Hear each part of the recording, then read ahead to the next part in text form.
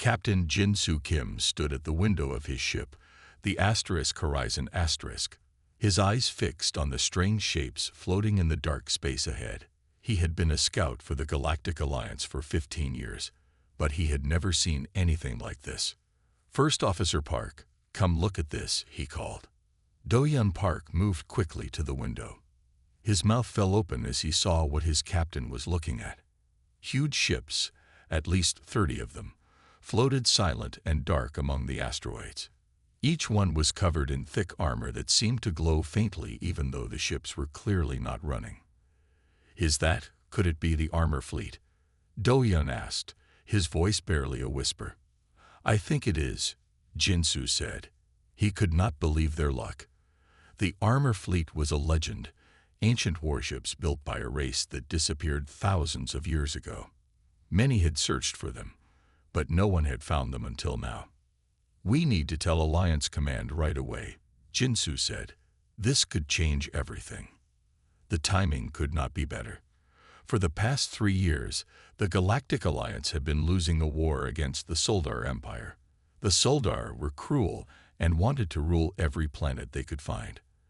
They had better weapons and more ships. Just last month, they had destroyed 2 Alliance colonies. Jinsu turned to his communications officer. "Send a message to command. Top secret. Tell them we have found the armor fleet." As the message was sent, Do-Hyun shook his head. "Captain, you know what they say about these ships, right? No one has ever been able to turn them on. Many races have tried." "I know the stories," Jinsu said, "but we have to try again. We're running out of options." 3 hours later, they were inside the biggest ship of the fleet. Jinsu led a team of 5 crew members, all wearing space suits, as they explored the dark halls of the ancient vessel. Their lights showed walls made of a strange metal no one could identify. The inside of the ship looked both mechanical and somehow alive, with curves and patterns that reminded Jinsu of a living thing. "Look at the size of this place," said Mio, the team's engineer. "The race that built this must have been amazing." They reached what seemed to be the main control room. Large panels covered the walls, with strange symbols no one recognized. In the center was a raised platform with handprints marked on its surface. "Many races have found this fleet before us," Jinsu said.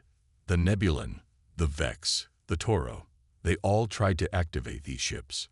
None succeeded. The controls won't respond to anyone." "Then why are we here?"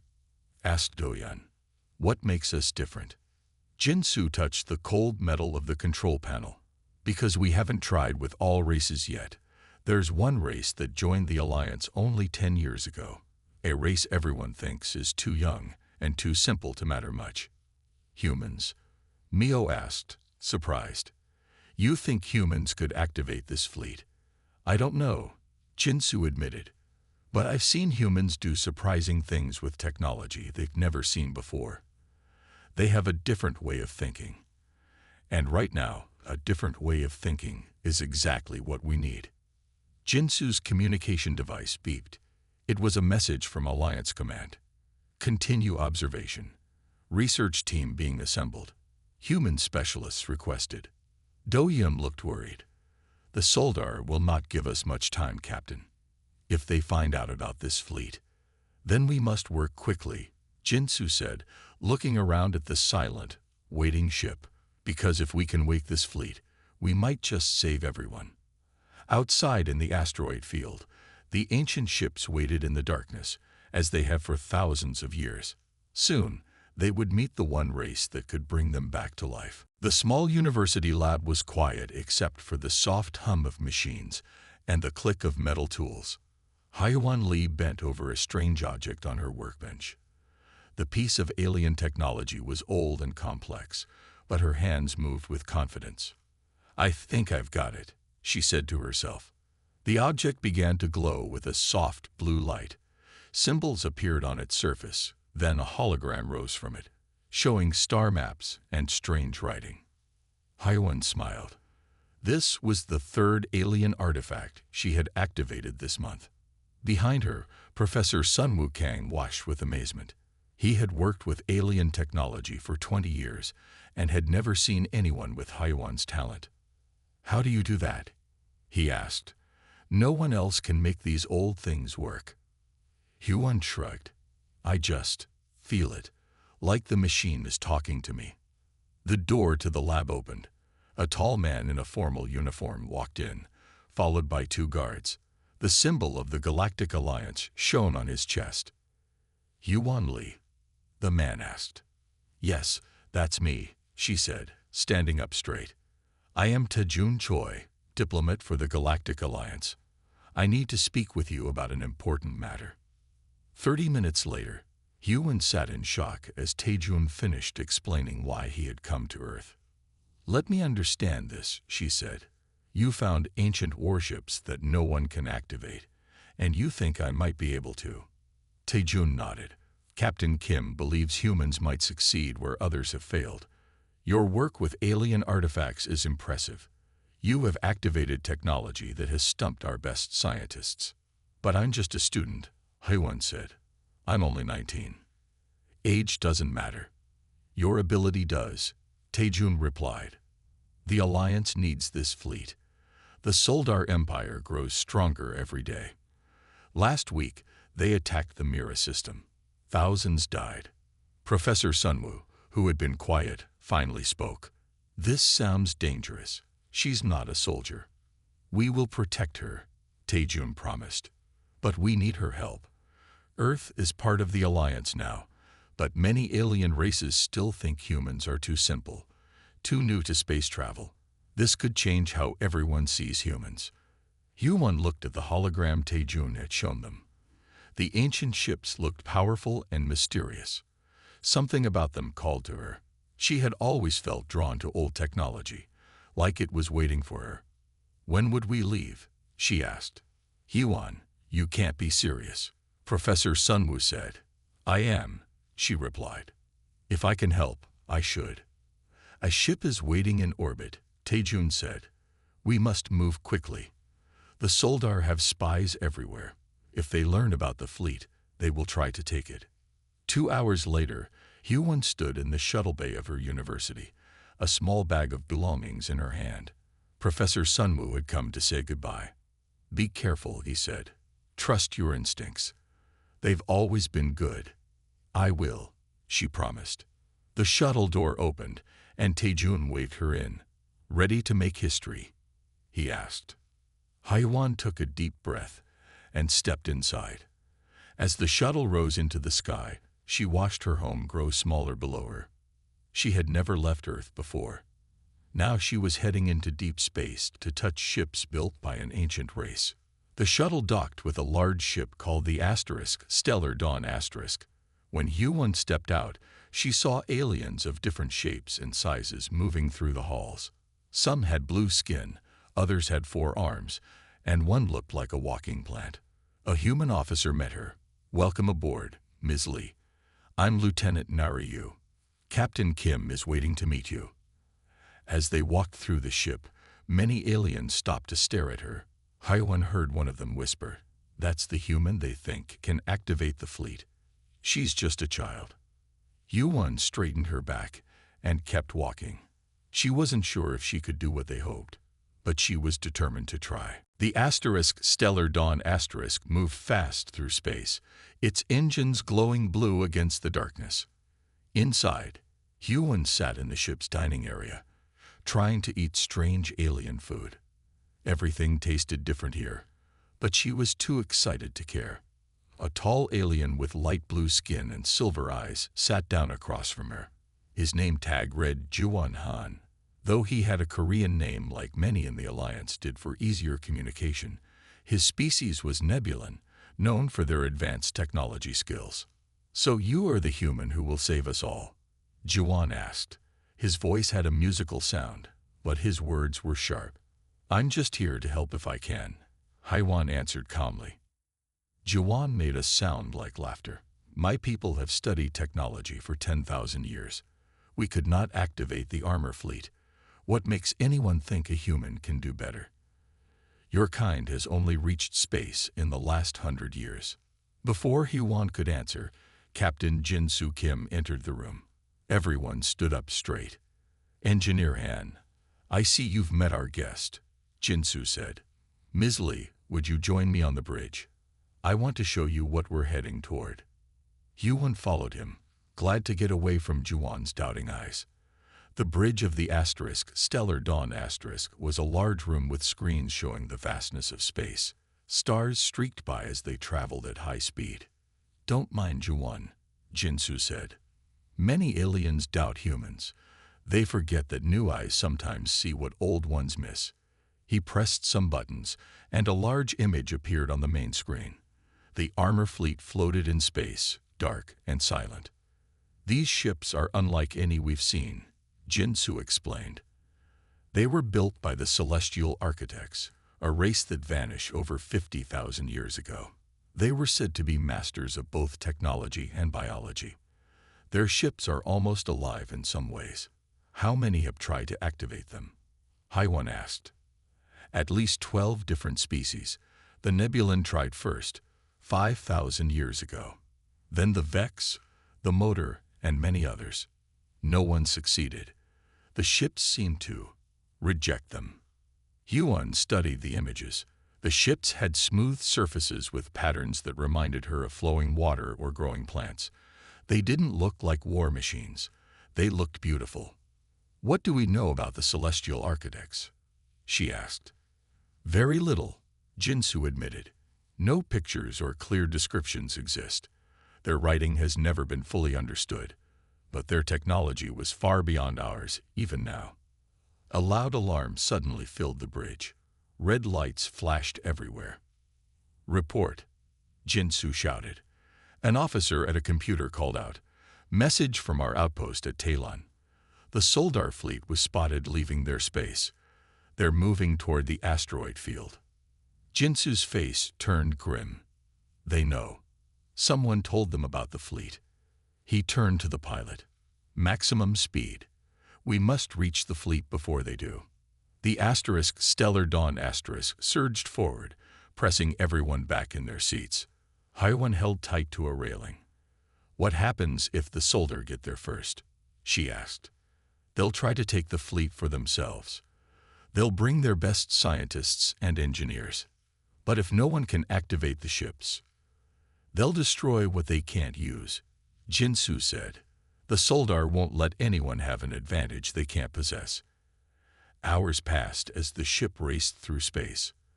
Haiwan couldn't sleep, so she studied everything the Alliance knew about the celestial architects. It wasn't much, but something about their symbols felt familiar to her, like a half-remembered dream. On the final day of their journey, Yuan stood on the bridge as the Stellar Dawn slowed down. Ahead, the asteroid field came into view. Among the floating rocks, dark shapes waited. The armor fleet. We made it first, Jinsu said with relief. Now we see if you can do what no one else has done in 50,000 years. Haiwan took a deep breath. The fate of many worlds might depend on what happened next. The Soldar ships fired at the Stellar Dawn. Bright beams cut through space. The Alliance ship moved fast, dodging most of the attacks, but it could not fight 5 enemy ships alone. Inside the ancient flagship, Haiwan stood with her hands on the control platform, her mind filled with strange images and knowledge. She could feel the ship all around her, like it was becoming part of her body. Please work, she whispered. Please wake up. Suddenly, the whole room lit up. Panels that had been dark for thousands of years glowed with blue and gold light. The floor under her feet vibrated as massive engines deep in the ship began to power up. Outside, both Alliance and Soldar ships paused in their battle as the ancient flagship began to glow. Lights ran along its sides like rivers of blue fire. On his ship, Soldar Commander Dongyu watched with narrow eyes. What is happening? He demanded.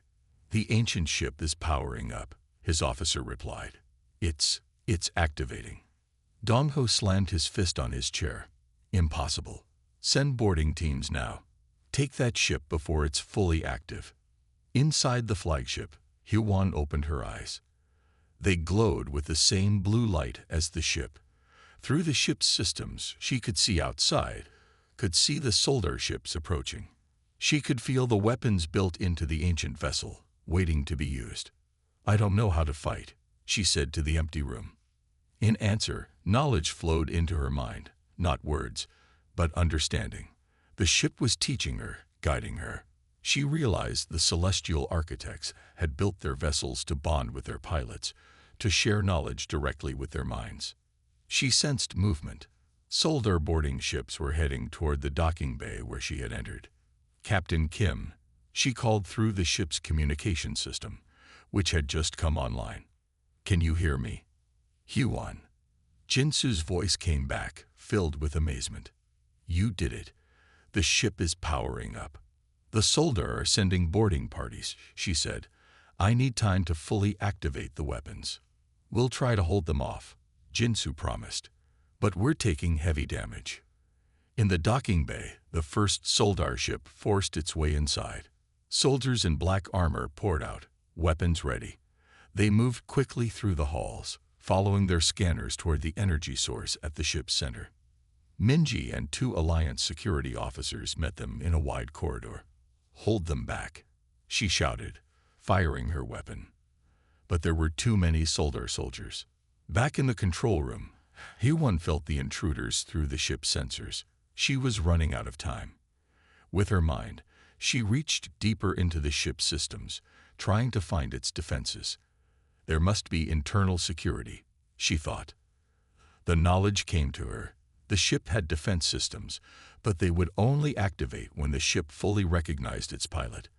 And that process was not complete. The ship needed to scan her completely, to match her genetic pattern against the template of the celestial architects. It had started this process when she first touched the controls, but it needed more. "Complete the scan," she said to the ship. "Accept me as your pilot." A soft light surrounded her body.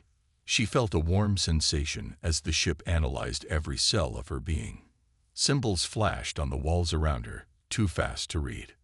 The doors to the control room burst open. Soldar soldiers rushed in, weapons aimed at Hyewon. "Step away from the controls," their leader shouted. Hyewon couldn't move. The scan was still running.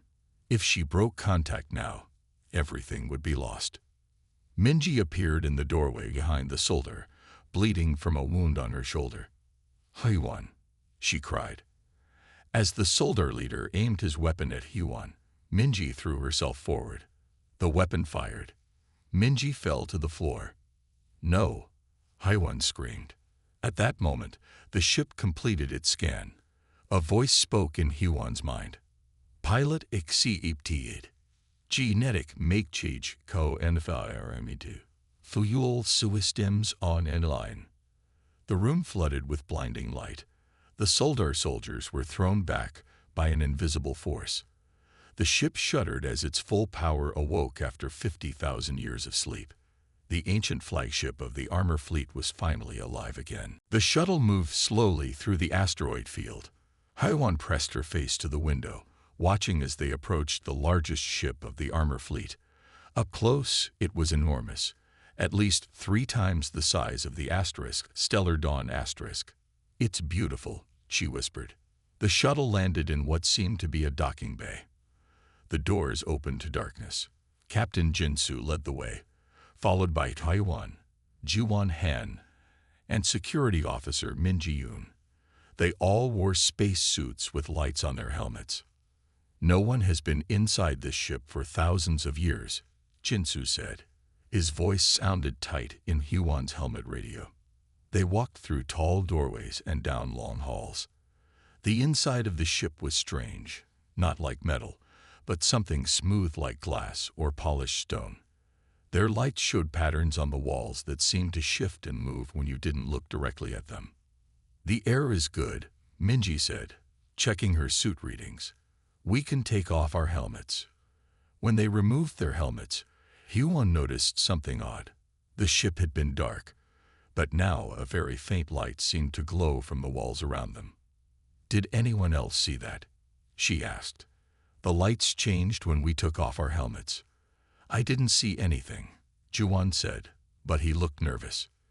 They continued deeper into the ship.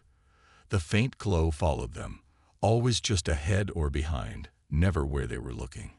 After walking for 20 minutes, they reached a large round room. "This must be the control center," Jinsu said. The room had a raised platform in the center. Around it were curved panels with strange symbols.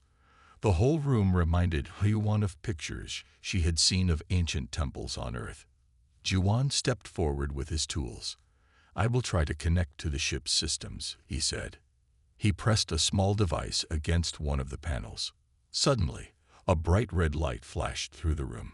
A humming sound grew louder, and a force pushed them all back from the platform. "What did you do?" Minji shouted, her hand on her weapon. "Nothing," Juan said. "I just tried to scan it." The red light faded. The ship went dark again except for their helmet lights. "It rejected your attempt," Jinsu said, "just like all the others." "Let me try something else," Juan insisted. He pulled out another device, more complex than the first. While Juan worked, Yuan walked around the edge of the room. Something about this place felt familiar, like she had seen it in a dream. Near one wall, her light caught something different. A small panel with 5 marks that looked like fingers. "Look at this," she called to the others. Jinsu came over. "It looks like a handprint," he said, "but it's too small for most alien species." Yuan looked at her own hand, then at the marks on the wall. They seemed about the same size. "Should I?" she began. "No," Juan interrupted. "We need to be careful. We don't know what might happen." But something pulled at Huan.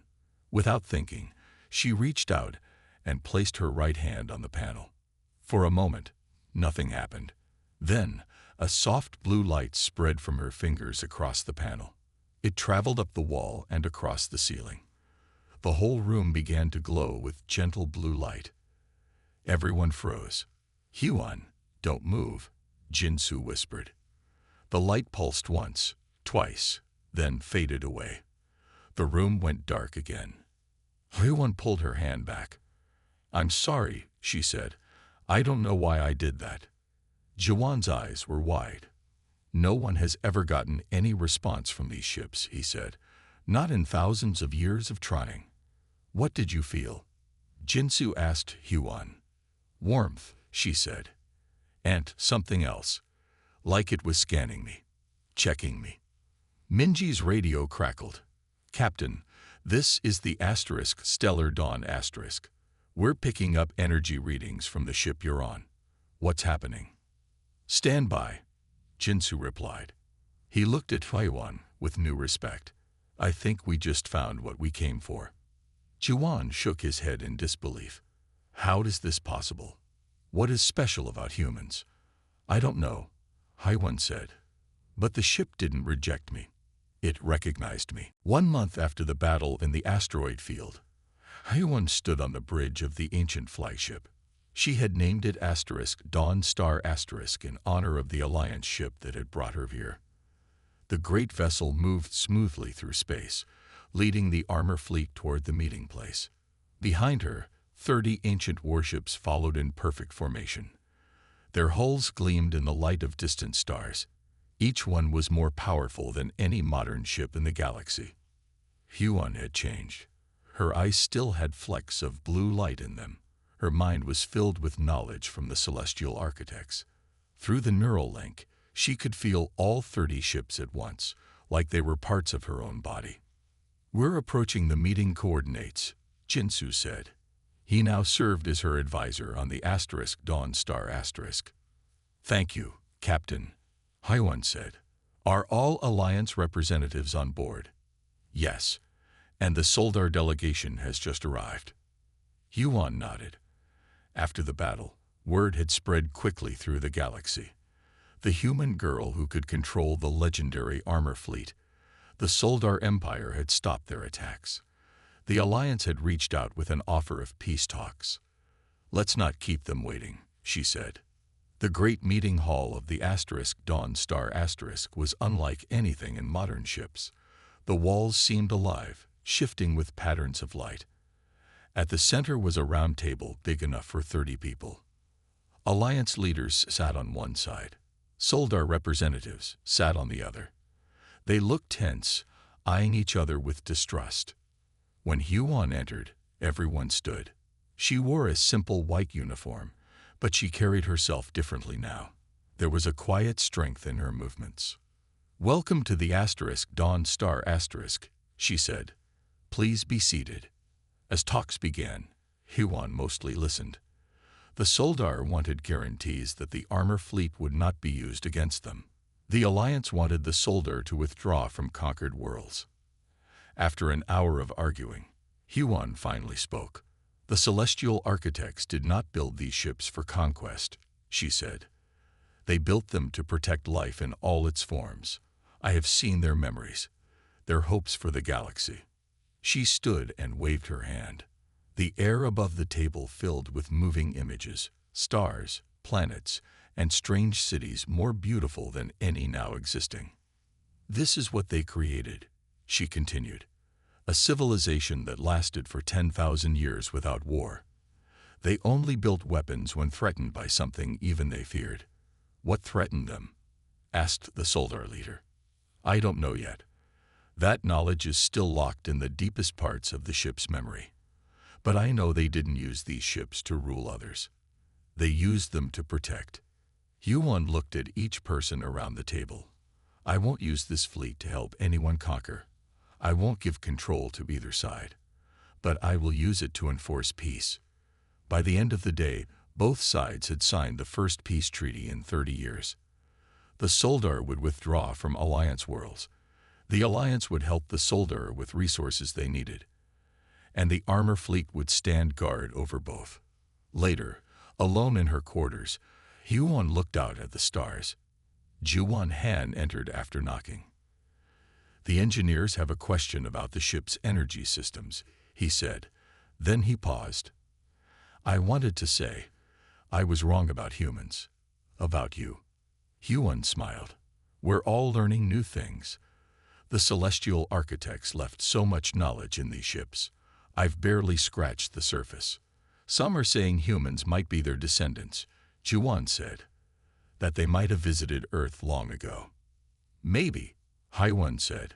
"I found genetic patterns that match human DNA too closely to be chance. But there's something else, something they feared, something they were preparing for." "A threat?" "Yes, and I think it might still be out there, somewhere in the dark between galaxies." Juan looked troubled. "Will you tell the Alliance?" "When I know more," she said. "For now, we need peace among ourselves. If that ancient threat returns, we'll need to face it together." As the Dawn Star moved through space, Huan felt the presence of all 30 ships in her mind. They were more than machines. They were alive in their own way, waiting all those thousands of years for someone who could wake them. Waiting for a human girl. The ancient flagship trembled as its systems fully activated. Huan stood at the control platform, tears streaming down her face as she looked at Minji's body on the floor. The Soldar soldiers had been pushed against the walls by the ship's defense field, unable to move. "Minji," Huan whispered. But there was no time for grief. The ship was speaking to her mind, showing her what to do next. Through the ship's sensors, she could see the battle outside. The Stellar Dawn was badly damaged. 3 more Soldar ships had arrived. They were firing at both the Alliance ship and the ancient flagship. "I need to help them," Huan thought. Knowledge flowed into her mind. She saw how to control the weapons, how to move the ship. More importantly, she saw how to wake the rest of the fleet. Huan closed her eyes. Through her connection to the flagship, she sent out a signal to the other ancient ships. The signal carried her genetic pattern, the key that matched the Celestial Architect's design. One by one, lights began to appear on the other ships. In the distance, the second largest vessel of the fleet began to glow, then the next, and the next. The armor fleet was awakening. On his command ship, Soldar Commander Dongo watched in horror. "Impossible," he said. "Fire everything at the flagship. Destroy it now." His ships turned their weapons on the ancient flagship. Energy beams struck its hull, but they did no damage. The ship's armor absorbed the attacks like they were nothing. Inside, Huan felt each hit as a light touch against her mind. The ship was protecting her, protecting itself. She reached out with her thoughts and activated the flagship's weapons. Blue beams shot from the ancient ship, cutting through one of the soldier vessels like it was made of paper. The enemy ship exploded in a ball of fire. Captain Kim, Hyuan called through the communication system. Can you bring the Stellar Dawn closer to the flagship? I can extend our shields to protect you. We're trying, Jinsu replied. But our engines are damaged. Hyuan, what's happening with the other ships? They're all lighting up. I'm waking the fleet, she said. The ships recognize me as their pilot. They're accepting my commands. By now, 15 of the ancient vessels were glowing with power. They began to move, breaking free from the asteroid field where they had waited for so long. They'd formed a circle around the flagship, creating a wall of protection. The Soldar ships fired desperately, but their weapons could not harm the ancient vessels. Commander Dongo knew he was beaten. Retreat, he ordered. Back to Soldar space. Now, as the enemy ships turned to flee, Hyuan felt a surge of anger. She thought of Minji, who had given her life so that Hyuan could complete the connection to the ships. She thought of the Alliance colonies the Soldar had destroyed. It would be easy to destroy all the fleeing ships. The ancient fleet had that power. She could feel the weapons ready, waiting for her command. But something else came into her mind, knowledge from the celestial architects, stored in the ship's memory. They had built these ships for protection, not conquest. They had been a peaceful race who created powerful weapons only because they had to defend themselves. No, Hyuan said. Let them go. Let them tell others what they saw here today. She let Commander Dongo's ship escape, but destroyed his weapon systems with a precise shot from the flagship. The Soldar vessels limped away, damaged but intact. Inside the control room, the defense field dropped. The Soldar soldiers fell to the floor. Alliance security teams rushed in, taking them prisoner. Jinsu entered the room, looking at Hyuan with wonder. Her eyes still glowed with blue light. Through her, 30 ancient warships now moved in perfect formation, their power awake after 50,000 years. Hyuan, he said softly, what do we do now? She turned to him, feeling the knowledge and power of an ancient civilization flowing through her mind. She looked down at Minji's body, then back to Jinsu. Now, she said, we make sure her sacrifice wasn't for nothing. We use this fleet to end the war and bring peace.